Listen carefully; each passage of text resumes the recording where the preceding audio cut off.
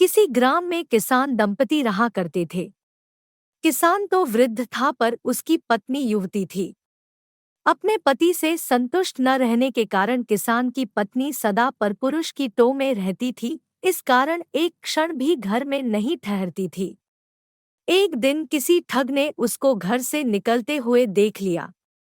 उसने उसका पीछा किया और जब देखा कि वह एकांत में पहुंच गई तो उसके सम्मुख जाकर उसने कहा, देखो, मेरी पत्नी का देहांत हो चुका है।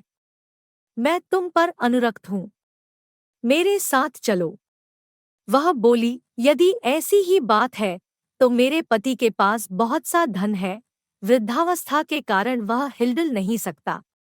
मैं उसको लेकर आती हूँ जिससे कि हमारा भविष्य सुखमय बीते। ठीक है, जाओ। कल प्रातःकाल इसी समय इसी स्थान पर मिल जाना। इस प्रकार उस दिन वह किसान की स्त्री अपने घर लौट गई।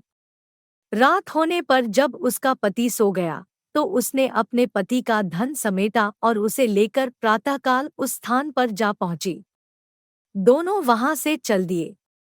दोनों अपने ग्राम से दूर निकल आए थे कि तभी मार्ग में एक गहरी नदी आ गई। उस समय उस ठग के मन में विचार आया कि इस औरत को अपने साथ ले जाकर मैं क्या करूंगा, और फिर इसको खोजता हुआ कोई इसके पीछे आ गया तो वैसे भी संकट ही है।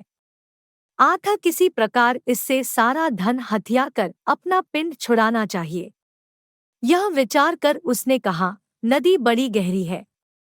पहले मैं गठरी को उस पार रख आता हूँ, फिर तुमको अपनी पीठ पर लाद कर उस पार ले चलूंगा। दोनों को एक साथ ले चलना कठिन है।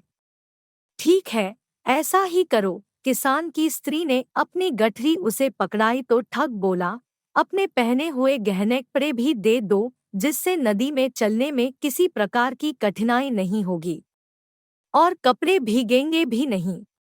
उसने वैसा ही किया।